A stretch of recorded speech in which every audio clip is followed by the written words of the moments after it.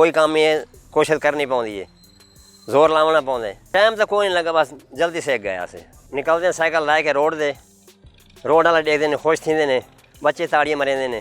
Cycle तेज़ चलती है आम साइकिल को, मीटर तो लगा है कोई नहीं, रफ्तार का पता करूँगा। असां बचपन को सीखियो है ना, इस वजह वास्ते डर कोई नहीं लगता। न तो बाकी जो हुण बंदा चलावे को डर लगता, वो चलाइंदा भी कोई नहीं। जेह्ड़े मोटरसाइकिल ने चलाने उन्होंने पेट वध गए ने। मेरा नाम मिस्त्री गुलाम हुसैन है, 70 साल मेरी उम्र है। लोहारा काम करें भट्ठी दे, लोहा गर्म कर कुटेने हो, ये दातरी बने, छुरी बने, कही बने, कुल्हाड़ी बने, कुल्हाड़ा बनाने।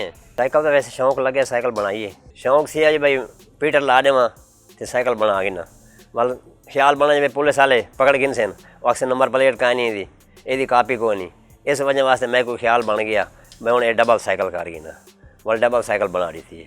कोई खर्चा को नहीं आया, सिर्फ ये फ्रेम ही गिरा है, बाकी साइकिल आप ही तैयार की थी सारी। साइकिल आपने जहन नाल सोच के बनाई है, मैं इवें बन वजे तो जरी साइकिल रेस ज़्यादा थी, वैसी साइकिल ज़्यादा तेज़ चलती, सफ़र ज़्यादा करे सी। एक हफ्ते तैयार हो गए, वाल साइकिल चलाई, साइकिल न चली, चैन उतर जाए, लाइन सीधी ना हो, हफ्ता वाल लग गया सही, वाली ने लाइन सीधी की थी। हुण इस टाइम सही सीधा कोई नहीं, साइकिल सही कह नहीं, फ्रेम सही कह नहीं उत्ते, तो लाइन सही है चैन की। वो 2 गरारियां होंदियां आम साइकिल, ये 4 गरारियां लगी हुई, वाल छोटियां वड्डियां गरारियां लगी। इस वजह वास्ते साइकिल की रेस वधी हुई है। 6 फुट ऊंची है, जोर लाओ वाल ज़्यादा चल गए तेज़, मठे चलाओ तो मठे चलती वेंदी। कार लंघते पैन तो कार रोक लेने ने, वीडियो बने ने, तस्वीर बने ने।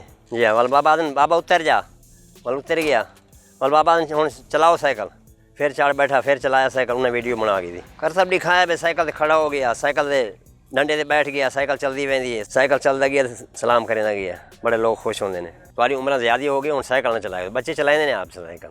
हाँ, मैं कोई तुसें नहीं चलाया करो, शौकिया बनाइए तो वर्जिश करें ने साइकिल के उत्ते, बेचने कोई नहीं को। डबल साइकिल है, औखी चलती है, बी कोई चलावे ढाए पोसी नुकसान थी सी।